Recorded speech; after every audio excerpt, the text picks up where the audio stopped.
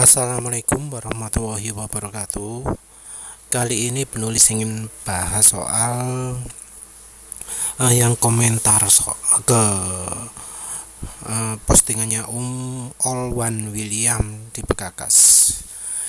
Bergejil suka motor bekas. Ini di hashtag ini perolian Begakas. Jadi ini sebelumnya sudah bagian pertama sudah penulis posting. Sekarang di bagian yang oli mesin yang bagus itu seperti apa. Jadi ini disebut oli yang bagus bagaimana, parameter kualitas oli dilihat dari mana. Ya, ini ngomongnya suka sama rider yang peduli motor karena memang oli perannya vital untuk motor. Penulis setuju. Memang oli itu penting. Jawabannya beragam, ada yang bilang oli sama saja, oli yang bagus itu kalau rutin, percuma oli bagus tapi nggak ganti oli rutin. Ini ingin jelaskan lebih lanjut. Ini penjelaskan dari bahan dasar. Bahan dasar disebut sangat berpengaruh pada kualitas oli karena komposisinya paling tidak 80% sisanya aditif. Ini mulai dari yang terendah, dari mineral, semi sintetik, full sintetik. Ada oli yang base-nya ngaku-ngaku bagus, ngaku-ngaku pusing, tapi 2000 km sudah drop, artinya kualitas base aditifnya dia juga rendah. Ini ya, harus kita ingat bahwa kemampuan oli itu macam-macam. Dari bahan dasar oli yang paling murahan pun itu ada kelebihannya. Ini sudah penulis Pak, jadi sudah penulis bahas sebelumnya bahwa yang paling rendah mineral itu justru paling bagus dari sisi film strength. Yang bagus lagi itu yang sintetik yang dari bahan ester. Mineral semi sintetik, full sintetik ini kategori yang salah. Karena full sintetik sekarang ini kebanyakan bukan PAO, tapi dari bahan grup 3+ hasil pemrosesan gas to liquid yang juga dengan proses sintesis ya, sehingga disebut oli sintetik. Padahal dari kategorinya dia masih termasuk grup 3+. Nah, oli sintetik ada lagi, yaitu dari bahan PAO atau ester. Kalau oli yang terkenal dengan hal itu adalah oli merek Redline. Oli merek Redline ini dia produksi oli PAO yang tentu aja dicampur dengan ester, atau justru oli yang bahan bakunya kebanyakan adalah ester, dia produksi juga hal itu. Ini ngaku-ngaku full sintetik 200 km udah drop, itu karena selain dari bahan olinya mungkin dia pakai dari gas to liquid ya, grup 3+. Tapi ada juga yang pengaruh aditif, seperti penulis jelaskan sebelumnya. Aditif ini kalau contohnya paling gampang itu berubah viscosity index. Oli itu viscosity indexnya kan cenderung rendah. Nah, kalau pakai aditif dia bisa meningkat. Cuma kelemahannya kalau sering dipakai kencang, itu olinya jadi cepat encer, cepat rusak. Nah, itu tergantung dari aditifnya ya, bukan dari base oilnya. Jadi aditif dan base oil itu penting. Ini disebut lagi soal sertifikasi. Ini disebut Sertifikasi tulis botol itu penting bagi kita yang awam untuk perolehan membeli jenis satu kualitas, karena untuk mendapatkannya tidak sembarangan, harus lulus uji standarisasi dari JASO, API, ACA, ILSAK. Nah, ini kata-kata kuncinya adalah untuk mendapatkannya tidak sembarangan, harus lulus uji standarisasi. Namun faktanya sekarang di Indonesia banyak oli yang standar API ini API itu tapi tidak melalui uji standarisasi. Jadi ya kita bisa lihat buktinya lah, kalau misalnya beli oli ya, lihat ada API SN gitu, kita bisa cek di websitenya api.org. Itu nanti kita bisa lihat link apa yang dipakai mereka gitu, bisa kita lihat itu.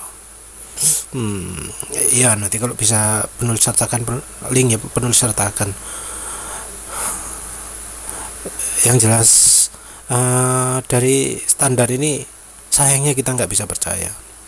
Standar JASO ini standar yang cuma ngecek licin atau enggaknya, ngecek apakah kompatibel dengan kopling atau enggak. Wis itu dok standar JASO ini. Yang lain-lain enggak dicek karena sudah ada standar sendiri dari API. ACA, ILSAK ini sudah beda lagi rasanya. Sekarang oli jarang ya yang pakai uji ACA, ILSAK ini. Kalau olinya oli motor.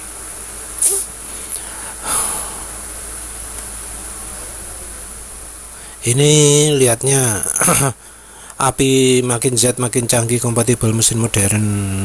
Overall itu nggak salah, tapi jangan hanya lihat di sini tapi juga faktor lain. Overall itu salah. Jadi penulis nggak setuju di sini yang disebut overall itu nggak salah. Penulis nggak setuju. Karena apa? API semakin ke Z itu bukan kemampuannya semakin meningkat, tapi lebih ramah lingkungan, lebih kompatibel gitu loh. Jadi pabrik oli sekarang itu menemui tantangan besar, karena untuk bisa memenuhi standar API dia itu harus mengorbankan kemampuan oli yang paling penting, yaitu daya pelicin. Mau gimana bisa lolos kalau misalnya ZDDP-nya disuruh 0 ZDDP, sulfurnya harus dikurangi, harus 0 sulfur. Apalagi ya wis pokoknya zat-zat yang penting untuk bikin oli ini licin disuruh dikurangi di standar API. Jadi belum tentu yang standar API-nya tinggi itu bagus. Ya nanti penulis coba oli yang beneran terdaftar di API ya, mau coba Shell kayaknya yang ada coba Shell Helix Ultra ya, yang Shell Advance Ultra nggak tahu ada nggak. Jadi mungkin ya penulis mau coba oli API SN apa beneran, kalau API SN yang terdaftar beneran di websitenya API itu bisa bagus atau enggak. Jangan percaya oli ini yang C, jangan percaya oli yang berikan kualitas tinggi, spesial dingin, masih cleansing, molekul cerdas dan lain-lain, tapi spesifikasi masih minim. Semakin banyak sertifikasi yang ada, semakin banyak dia lolos ujian, jadi makin kualitas.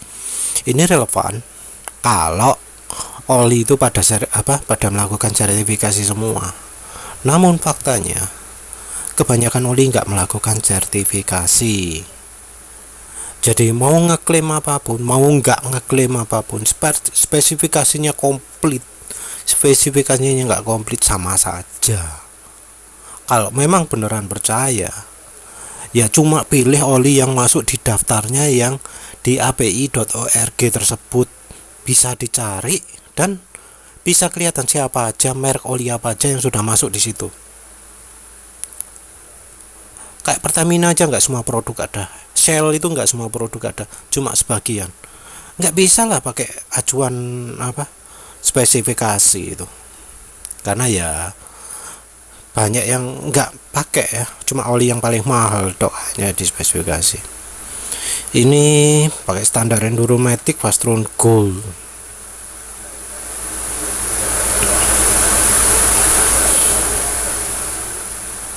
Nggak tahu penulis maksudnya kenapa ini membanggakan itu. Nggak mesti ya Enduromatic kalah bagus dengan Fastron Gold. tergantung pemakaian, tergantung kentalan. Ayo Maseran Super lawan Fast Road Gold, penulis ya juga berani bandingkan. Kalau motornya motor NMAX atau ya itu yang depan Next 2 Honda Beat yang penulis punya, ya soalnya apa, keunggulan beda-beda. Fast Road Gold ini kalau aditifnya terlalu lengkap bikin mesin apa ya, tenaganya nggak keluar semua karena yaitu apa namanya apa dari film strength-nya mungkin kurang, karena Fast Road Gold ini rasanya bukan sintetik PAO dan ester ya, tapi sintetik yang GTL aja. Nggak tahu ada esternya atau enggak. Kalau ada esternya bagus, kalau nggak ada penulis pilih pakai oli lain aja.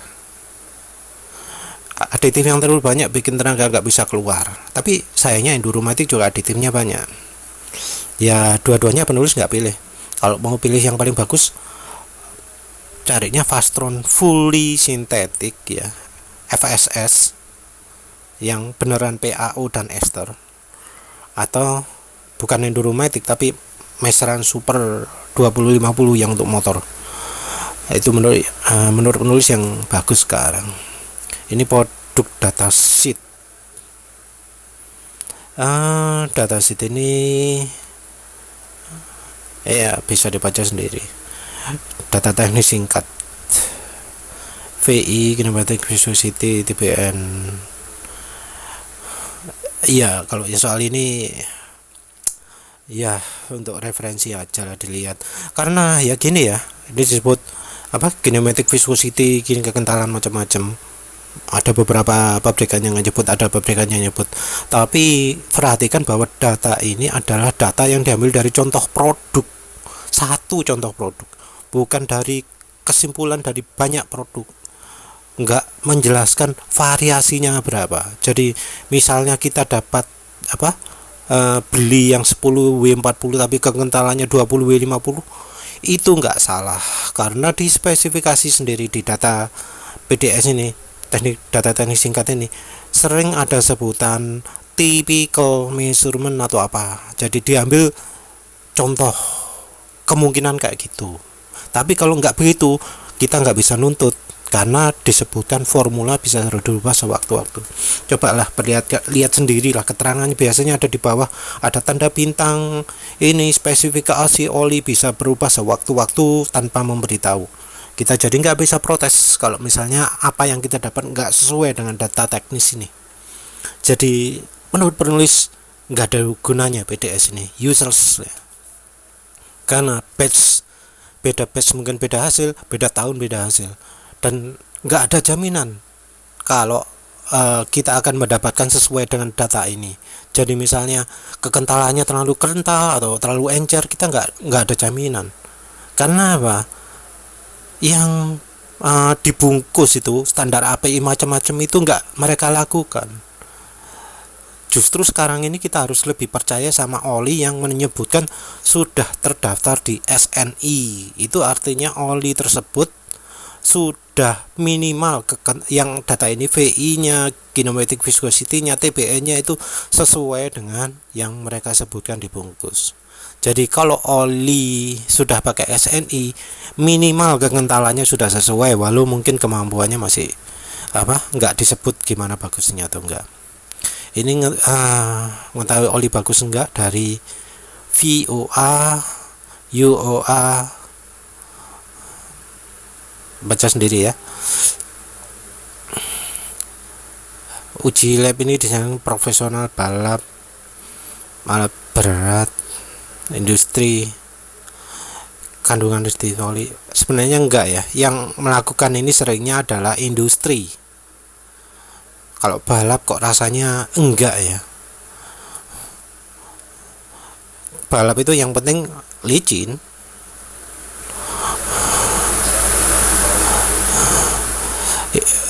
Ini kandungan aditif oli benar, tapi seringkali orang itu nggak memperhitungkan film strength 1, shear stability 2, fuel dilution 3. Itu yang penting tapi nggak dites.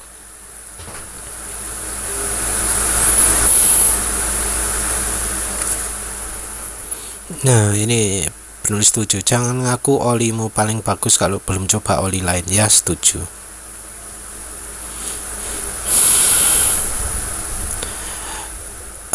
Ini belajar oli, belajar SAE, belajar bedain base oil atau belajar sertifikasinya, menurut penulis nggak perlu.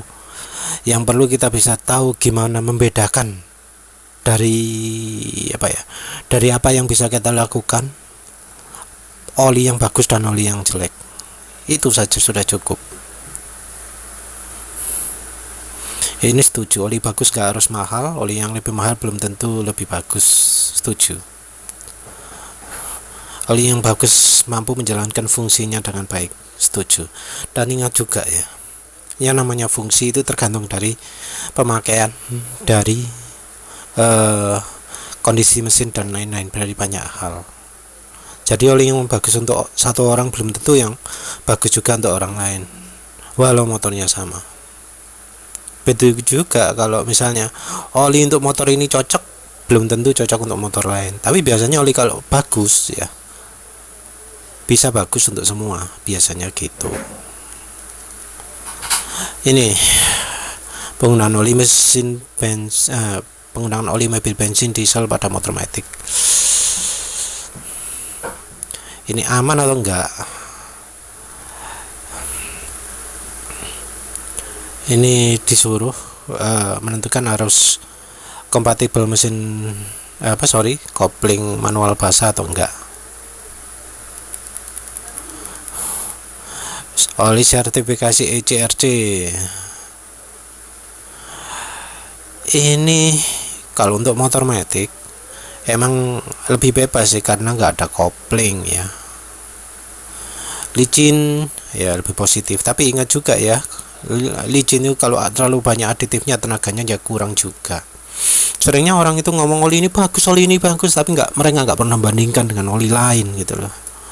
Wah, aku selalu pakai Fastron Gold, itu oli paling bagus tuh. Ya bandingkannya dengan oli bawaan sih, oli bengkel, oli pabrikan motor.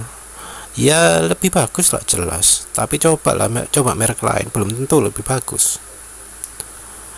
Tetap mengacu manual book ini menurut penulis munafik ya. Ngapain gitu loh mengacu manual book, lalu dia pakai oli diesel aja sudah nggak sesuai rekomendasi pabrikan, nggak sesuai manual. Ya ngapain nuruti ini? Menilai cocok tidaknya lihat rekomendasi SAE awal, rekomendasi 10W30. Lalu dia soal olinya saja sudah nggak percaya sama pabrikan, ngapain dia percaya sama rekomendasi SAE-nya? Bisa jadi salah juga kan. Ini loh yang penulis nggak paham sampai sekarang ya. Munafik banget, dia pakai oli diesel kok nyuruh rujuk buku manual ya. Ini yang motor muda ini maksudnya motor yang baru ya.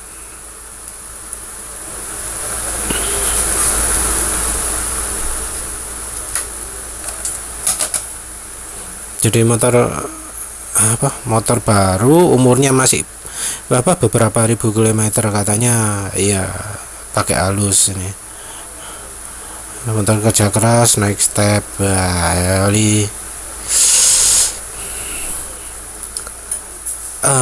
gini ya. Sebenarnya kalau pemakaian itu benar, kalau kerja keras mesin dipakai lama itu oli makin encer. Tapi oli bagus dia akan tetap stabil kekentalannya, itu juga harus diperhatikan ya. Kalau sampai ada pakainya pemirsa pakai oli merek Shell ya, oli jelek kan itu, pakai 50W40 ya bakal kerasa seperti 0W20 ketika sudah dipakai kerja keras. Ya jangan disamakan dengan misalnya kalau kita pakai Misran Super SA40 yang B40 yang single grade itu, mau dia pakai kapanpun ya sekerasannya 40 ya. Ini harus kita perhatikan juga lah merek dan viscosity indexnya dan kualitas olinya juga. Oli mobil diesel lebih kental iya, walau sama-sama 10W40 dia kalau di di standarnya itu pasti lebih tinggi. Karena apa? Ini standar SAE 10W40 ini standar yang zaman dulu masa lalu yang sudah nggak relevan lagi. Makanya muncul standar kekentalan baru, yaitu pakai HTHS viscosity. HTHS viscosity itu adalah kekentalan yang diukur dari suhu 150 derajat dan saat olinya dikocok-kocok. Jadi kekentalan itu kan di spesifik ada 3 ya. Yang satu 40 derajat Celcius, yang dua 100 derajat Celcius, yang ketiga HTHS. Nah, HTHS ini untuk oli diesel selalu lebih tinggi karena oli diesel itu butuh film strength yang lebih tinggi dari mobil bensin, terutama karena RPM-nya lebih rendah. RPM lebih rendah butuh film strength-nya lebih tinggi. Tuang sesuai rekomendasi. Kalau ini ya yang penting jangan sampai terlalu penuh lah. Kalau terlalu penuh bisa muncul gelembung, olinya cepat rusak. Terus ya berat, jadi nggak sesuai gitu loh. Jadi pokoknya ada, jangan sampai kurang. Jadi kalau dipakai ada kurang tambahi, jangan dibiarkan berkurang. Oli gardan atau gearbox. Kalau oli gardannya mobil atau oli transmisi manualnya mobil itu ada yang mungkin kompatibel, tapi masalahnya gini, oli transmisi itu speknya lebih rendah daripada oli mesin. Oli mesin itu butuh ada antioksidasi juga, dan oli transmisi nggak ada hal itu. Jadi kalau kita pakai oli transmisi ya nggak akan panjang umurnya, karena ya nggak ada kemampuan antioksidasi itu, karena di transmisi nggak ada gas panas, nggak ada campuran bensin. Yes, pokoknya kondisinya nggak se ekstrim di mesin. Yes, baratnya kita pakai oli yang kebutuhan pemakaiannya lebih rendah, untuk pemakaiannya lebih sulit, lebih kompleks, lebih menuntut kemampuan oli, ya downgrade lah.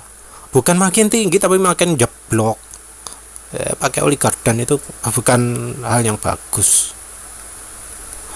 Pakai oli mesin ke oli gardan, nah itu ngasih oli spek tinggi ke pemakaian yang lebih rendah. Ya bagus ya oli mesin pakai oli transmisi. Toh biasanya harga oli transmisi lebih murah.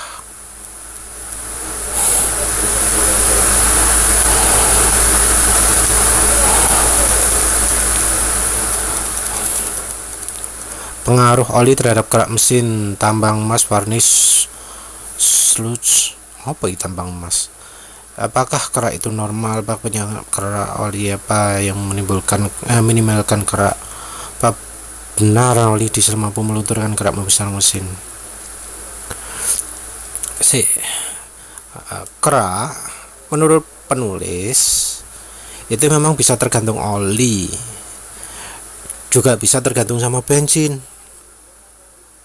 Jadi oli itu kan pasti ada yang bocor ke ruang bakar lah, ya ada ring di piston itu untuk mencegah oli bocor ke mesin, tapi kan selalu ada aja yang bocor, itu bisa bikin kerak.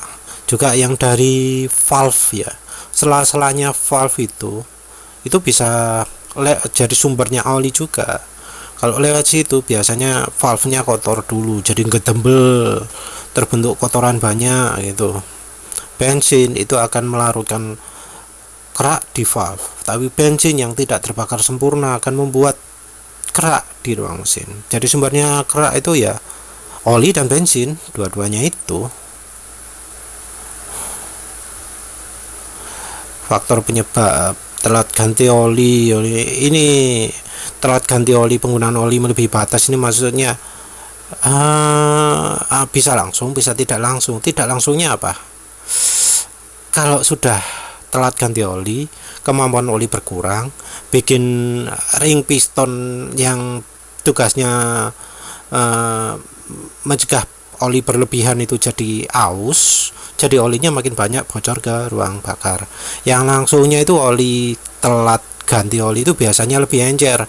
Kalau lebih encer itu artinya dia lebih mudah masuk ke sela-sela dan lebih banyak kotoran di mesin. Keraknya ini masuk yang perlu masuk kerak di piston ya. Tapi kerak di ruang mesinnya juga bisa terjadi ketika telat ganti oli. Jadi ketika oli sudah terlalu oksidasi, itu dia bisa mengental jadi kuat gitu ya. Terus yang nempel di dinding mesin juga begitu. Jadi varnish juga, aditif juga pengaruh ya. Ini oli KW ya terserah. Seal mechanical ya itu bisa ya, contoh yang di valve itu tadi ya. Semua oli punya kemampuan membuat mesin bersih karena pasti punya. Ini tergantung dari bahan olinya juga ya. Seperti penulis jelaskan sebelumnya, oli grup 1 itu punya kemampuan dispersan paling bagus, selain itu ester paling bagus. Minyak nabati juga bagus. Yang jelek itu yang mulai dari 2 itu makin jelek, 3 itu jelek, PAO itu jelek. Jadi makanya pabrik oli kalau buat oli PAO atau grup 3 itu ada yang nambahkan ester atau oli grup 1 biar olinya jadi enggak jadi punya sifat pembersih yang bagus. Jadi kalau dari dasar itu pakailah oli grup 1 ya kalau pingin oli yang kemampuannya bersih ya. Oli grup 1 pakainya. Enggak perlu oli diesel ya, oli grup 1. Pabrikan beberapa ada yang buat oli grup 1 ya. Contohnya ya Repsol. Terus entah yang apa? Motul 3100 atau 5100 itu oli mineralnya yang mana ya? Mungkin grup 2 atau grup 3. Bukan grup 1. Karena penulis pernah nyoba motul skuter LE tapi rasanya kok enggak kayak pakai Mesran, lebih kayak Prima XP. Ini apa yang D tadi itu ya? Apa benar oli diesel mampu melunturkan kerak, membersihkan mesin? Ya itu tadi tergantung sama bahan olinya. Ini menyarankan pakai engine flash cleaning manual. Tahu nggak engine flash itu bahannya apa? Ada yang bahannya dari minyak tanah, ada yang dari bahan solar, ada yang dari bahan kayak bensin gitulah, apa bensin atau apa, wis pokoknya sifat-sifat yang cair yang punya pelarut kuat. Nah daripada pakai gitu, kalau misal pingin membersihkan mesin, pakai oli Mesran Super dicampur sama minyak goreng, dijamin punya pembersihan yang kuat. Wis itu pakai beberapa ribu kilometer mesin bersih, bongkar drain, ganti oli, udah pakai itu, terhindar dari kerak. Perawatan rutin kondisi seal ini menurut penulis nggak masuk akal. Gimana caranya tahu kondisi seal? Apa bongkar mesin? Yang jelas gini loh, kalau untuk soal seal ini ya, oli grup 3 dan oli sintetik itu bikin seal itu mengkerut, makin kecil. Sementara oli grup 1 dan ester itu membuat seal itu mengembang. Pabrik oli berusaha membuat olinya lebih nggak terlalu bereaksi dengan seal. Bagusnya ya minyak nabati, minyak goreng itu kompatibel dengan seal, walau ada juga yang mengeruti. Minyak goreng itu sedikit mengerutkan seal. Jadi kalau dari pabrikan itu mereka produksi khusus oli yang ramah yang membuat seal mengembang, yaitu oli yang namanya high mileage, oli khusus untuk kendaraan-kendaraan yang sudah lama umurnya, sudah lama dipakai. Jadi di kendaraan tersebut oli akan punya sifat yang mengembangkan oli. Jadi produk-produk mereka yang lain bikin oli kisut, produk mereka yang high mileage bikin oli mengembang. Pahami interval ganti oli. Nah ini soal ganti oli ini penting juga ya.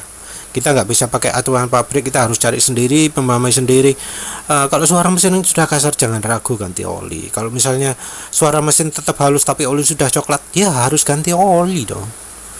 Maksudnya coklat itu waktu kita tes dari tutup oli, kita angkat, wah udah coklat, ganti aja. Patokan interval.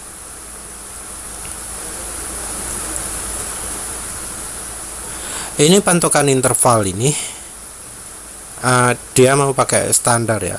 Barusan penulis jelaskan ini salah, penulis nggak setuju sama sekali dengan acuan ini ya. Base mineral 1000, semi sintetik 2000 sampai 3000, fully sintetik 4000. Penulis nggak setuju.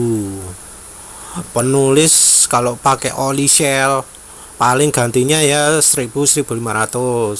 Ini di motor yang Next 2 Beat dan Spin. Oli mineral ini penulis malah berani lebih lama, 3500 km.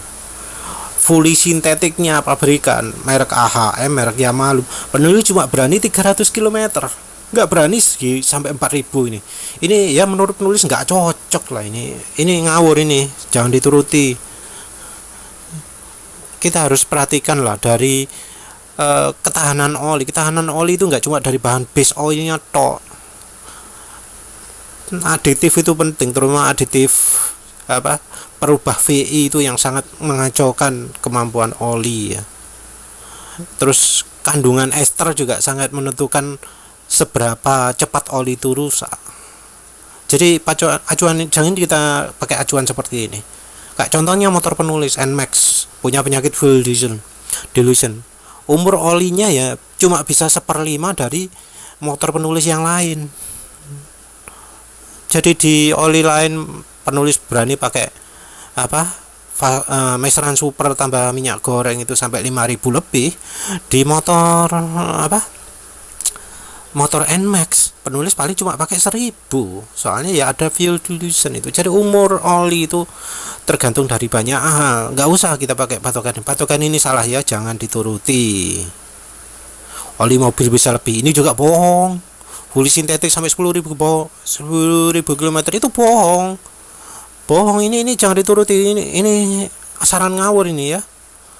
Ini saran ngawur, jangan dituruti. Oli fully sintetik pun sekalipun ya, kalau di mobil bisa 10.000, di motor cuma 5.000. Itu rekomendasinya Pertamina Racing.com, cuma websitenya sudah kolaps ya. Sayang penulis nggak sempat screen capture ya, cuma dulu pernah ngutip isinya tok, nggak pakai screen capture. Itu disebutkan Fastron Techno, kalau di mobil itu bisa 15.000, kalau di motor 7.500. Itu motornya Satria, itu diuji sama Pertamina sendiri. Oli enduro 5.000, cuma sampai 5.000 km. Ya bukan cuma bahan oli yang menentukan, tapi aditif itu juga penting. Jadi nggak bisa pakai acuan ya. Lalu lintas ya benar, pokoknya pemakaian ya, beda pemakaian ya benar, bisa mempengaruhi oli. Volume dan warna. Volume ini sebenarnya kalau kurang harus tambahi. Soal warna ya bener lah, warna hitam ya harus ganti. Kalau kuning bening ini juga harus curiga, jangan-jangan olinya punya daya pelarut yang jelek. Kita harus sangat memperhatikan kasarnya suara mesin. Soalnya penulis pernah ya, suara mesin sudah kasar, top speed hancur, turun sampai 90 km per jam dari normalnya 100 km per jam Honda Beat. Penulis drain, olinya masih bening ning, pokoknya kayak oli baru. Itu artinya apa? Olinya nggak punya daya pelarut sama sekali, oli jelek. Ya mungkin itu fully sintetik wis, yang nggak punya kemampuan untuk melarutkan sama sekali ya. Jadi jam masih bening, tapi kemampuannya udah rusak. Jadi banyak ya faktor ya.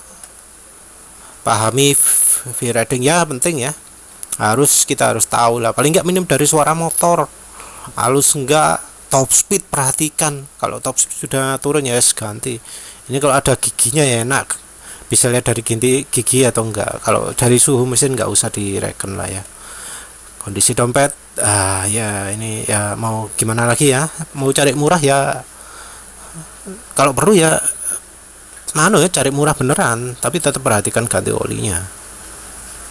Entis menghindari dapat oli palsu. Kalau ini sudah sulit ya, nggak bisa pakai ngomong tapi harus pakai contoh.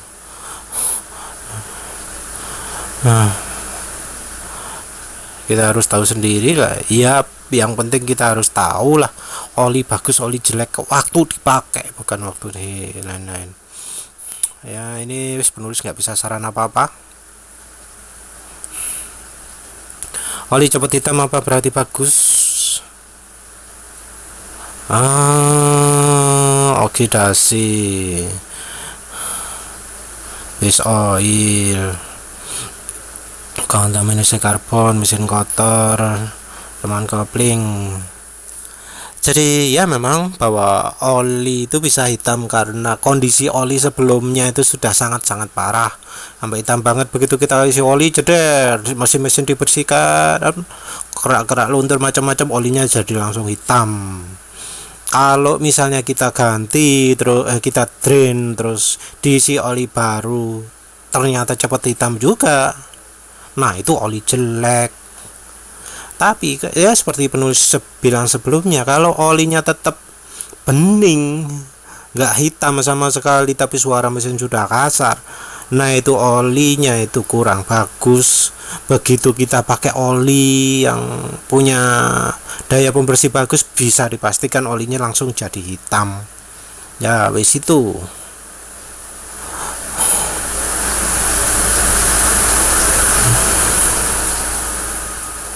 Ini kertas drop size masih terlihat bening.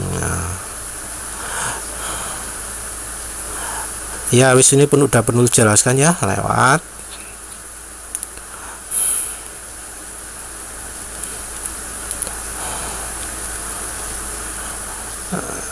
Ya kita harus pakai kombinasi lah untuk lihat oli bagus atau enggak. Oli cepet hitam tapi kita nggak merasa olinya encer, ya bisa jadi itu karena kotoran sebelumnya terlalu banyak. Ya kita silakan lah ganti oli, tapi kalau biasanya penulis ya nunggu sampai oli ini kemampuannya berkurang jadi hitam. Ya pokok waktu dilihat butirannya masih coklat ya, belum coklat, penulis mungkin masih akan terus, tapi begitu udah coklat penulis ya ganti, walau di mesin nggak terasa ya. Biasanya terasanya kalau udah dipakai sendiri ya, pakai 10.000 km 10 km, wah udah kasar itu biasanya gitu kalau oli sudah coklat. Oli yang cocok, cek manual books. Ya seperti penulis jelasan sebelumnya, nggak usah direken, kita harus eksplorasi sendiri yang cocok atau enggak, karena kadang yang encer ini bikin cepat kasar, dalam waktu 1-2 hari langsung kasar, itu nggak cocok. Pakai yang lebih kental. Kalau yang lebih kental itu masih dalam seminggu sudah kasar, naik lagi. Kalau yang benar-benar nggak kuat itu biasanya yang udah di bore up, di oversize gitu, jadi dinding piston dan piston dan dinding silindernya ini jaraknya, gapnya sudah diperkecil sehingga butuh oli yang encer. Nah kalau situ itu udah beda lagi. Tapi ingat ya, kalau untuk yang pakai oli encer, yang butuh pelindungan mesin bukan cuma untuk dinding silinder dan piston, bukan cuma dinding silinder dan piston, tapi juga komponen lain kayak noken as, valve dan macam-macam ya. Perhatikan juga.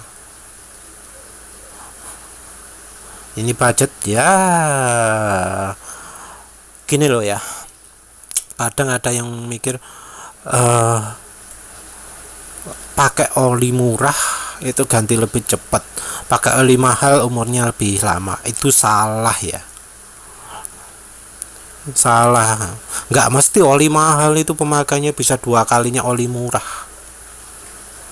Penulis pernah jumpai sebaliknya, oli mahal ya, ya maklum Supermatic itu kan cukup mahal, 60, di atas 60.000 lah, cuma tahan 300 km. Mesonan Super bisa tahan 1000 km. Gimana itu menjelaskannya?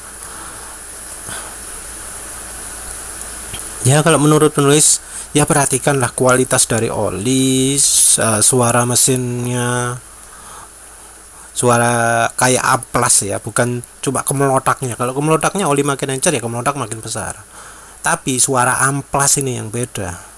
Jadi kayak sekarang penulis pakai meseran Super, suara kayak amplas itu nggak ada, walau suara kemelotaknya itu makin besar. Jadi waktu hider suara kemelotaknya besar, tapi begitu di RPM ditinggikan dikasih itu, suara mesin nggak makin kasar, nggak makin keras, karena gesekan suara kayak amplasnya nggak ada, cuma kemelotaknya tok. Kemelotaknya kan jadi makin berkurang ketika RPM makin tinggi, karena ya goyangannya makin sedikit. Tapi ya jadi kemelotak itu ya bikin jengkel juga ya. Berarti penulis pernah olinya telat ganti oli ya, sampai sekarang mengeluh ya, kenapa dulu pakai yang malam nggak cepat ganti oli gitu loh. Penulis nggak kepikir oli Yamal itu 700 km aja nggak kuat. Parah. Padahal penulis memakainya masih eco riding loh ya, kecepatan maksimal 60 km per jam. Parah, gitu aja sudah rusak. Jadi ini ngomong mineral,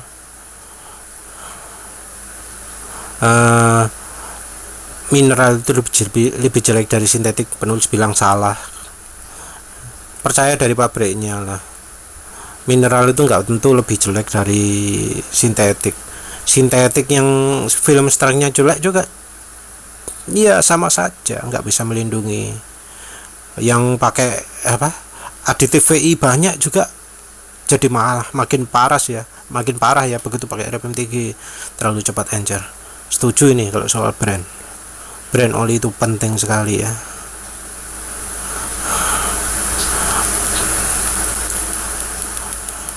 Nah, kalau sekarang pakai SNI ya pasti kan ya, kalau pingin paling tidak kekentalannya cocok.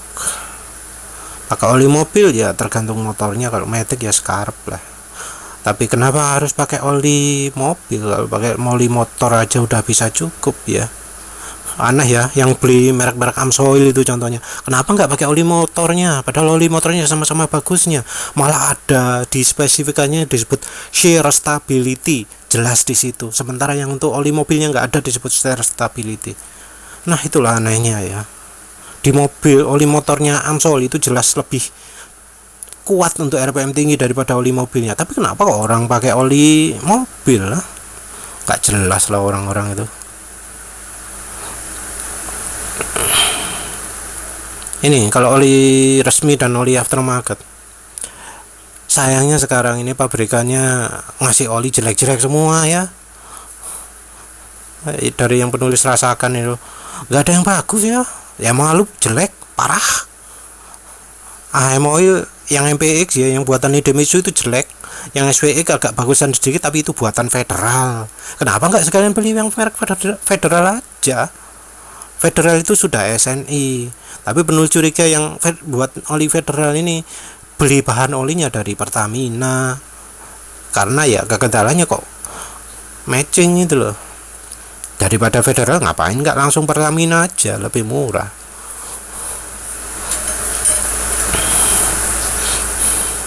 Ya wis, ini sudah selesai ya. Ya wis itu aja lah. Nanti kalau ada bahasan lagi penulis teruskan. Kalau ada pertanyaannya silahkan. Nanti kalau perlu dibahas ya penulis buatkan videonya juga. Sudah sekian saja. Terima kasih sudah menonton. Assalamualaikum warahmatullahi wabarakatuh.